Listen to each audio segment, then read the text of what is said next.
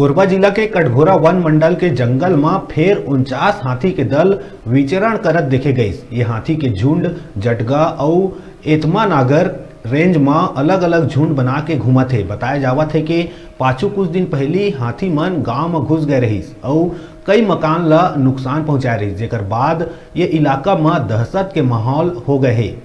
गांव वाला मन ये बात के सूचना वन विभाग ला दे रही, जेकर बाद ले वन अमला लगातार हाथी के मॉनिटरिंग करत है। फिलहाल हाथी के ये दल जंगल में है। हालांकि जंगल ले लगे गांव के लोगन के बीच डर के माहौल है। उमन रात के जागे ला मजबूर हो गए है।